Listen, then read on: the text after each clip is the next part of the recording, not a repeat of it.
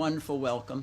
First, I'd like to send my greetings to all the people of Nigeria. I've been treated with unexcelled hospitality and generosity. So I want to express those sentiments to feel welcomed from the United States.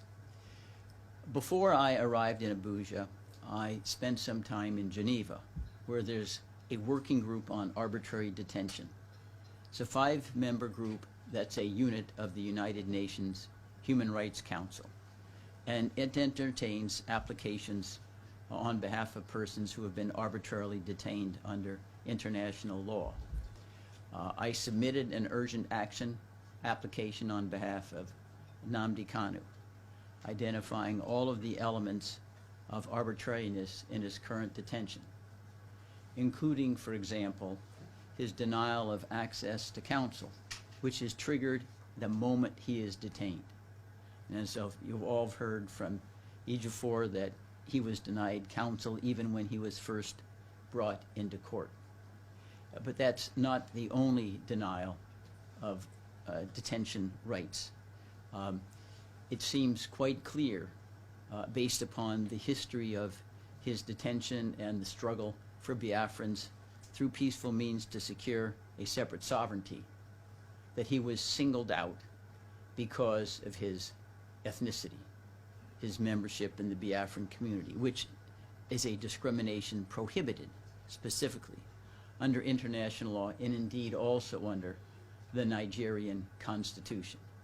If you read the counts in the complaint, now 7, they come at the 11th hour, which is quite irregular. Ordinarily you accuse someone before a few days before a trial. They consist of activities that are commonplace for all sorts of Nigerians. And why is Nnamdi Kanu the only one charged with such extravagant crimes as treason, levying war against Nigeria? But in addition to those violations of international law, the fact that he was kidnapped, he was tortured, he was extraordinarily renditioned to Nigeria without any due process of law is also illustrative of the arbitrariness of his detention. And you can think of the irregularity by contemplating the following. At the time that he was delivered from Kenya to Nigeria, he had not even been charged with 4 of the 7 counts that are now laid against him, that were not advanced and articulated until last week. He couldn't possibly have been extradited even before legal means. Under the urgent action process in the working group, the Nigerian foreign minister was immediately notified of the allegations in our complaint.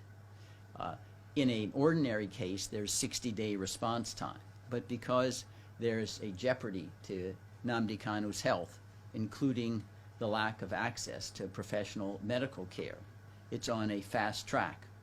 If the foreign minister responds, and at present he is not, then I will be permitted an opportunity to answer.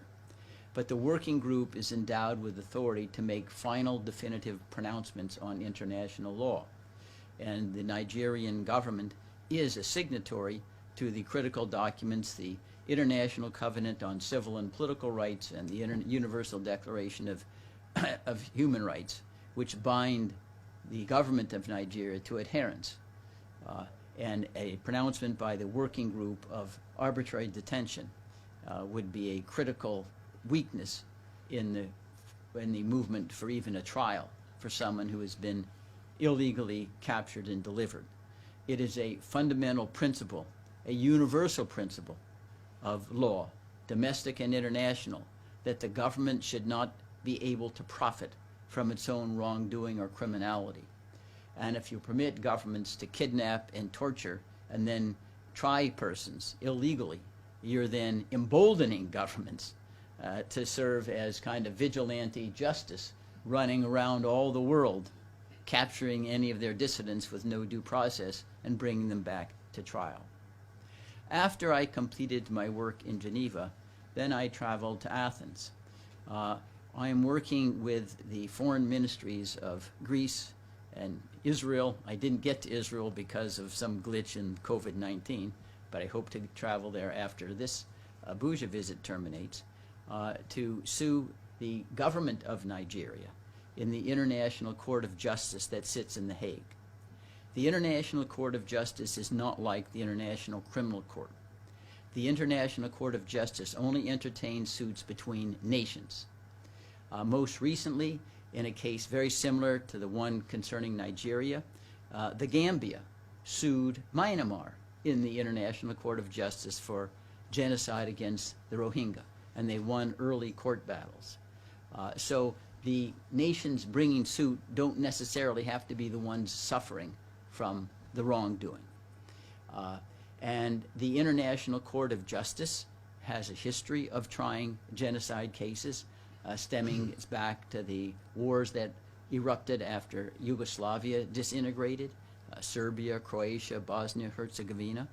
There are 9-year terms for 15 members of the High Court that sits in the International Court of Justice, but we think this is important to have a platform that exposes the daily horrors and atrocities that are inflicted on peaceful civilians in the Southeast. I want to underscore that this issue of the upheavals and strife in Nigeria are not intended to point one group against another. The idea is to make everybody better off. There's not enmity, there shouldn't be enmity between the Fulani, the Biafrans, the Yoruba. We can work towards a process where everybody in the long run benefits. And I think one of the models that can be utilized in terms of peaceful way in which to reorganize the Nigerian dispensation that benefits all is Czechoslovakia. After the Cold War ended, the Czechs and Slovaks were all under one umbrella, Czechoslovakia. But they decided they simply had different histories, different ethoses, and they needed to separate peacefully, which they did, separated the assets and the liabilities and whatever. So there's no reason why there has to be violence, even if there is a change in the structure of Nigeria. And I want to conclude by welcoming everyone who's in attendance here, and the wonderful legal team that Nnamdi Kanu has put together. I'm proud to be a part of. Africa's most glamorous online media award is here again. The Never TV Leadership Excellence Award 2021. Sheraton Hotel and Towers, Abuja. Tuesday, November 2, 5 p.m. Red carpet, 6 p.m. Main event. Special guest, Professor Yemi Oshibajo, Vice President, Federal Republic of Nigeria. Chief host, Senator Ojiso Kali, Senate Chief Whip, Chairman of event, Sir Chikwe Udensi, Interpol Expert, Key Multiplier, Professor Owenari Judgewell, Vice Chancellor, University of Port Harcourt. Some of the awardees: Obi Kubana, Man of the Year; Her Excellency Dame Judith Amechi, Woman of the Year; His Excellency Seyi Makinde, Governor of Oyo State; His Excellency Iyesan Wike, Governor of Rivers State; His Excellency Udom Manuel, Governor of Akwa Ibom State. Governors of the Year: Right Honorable Princess Silong, Local Government Chairman of the Year. Special appearance: the Zigima King, Bright Chimeze, Lifetime Achievement Award, endorsed by African Union, African Film Institute.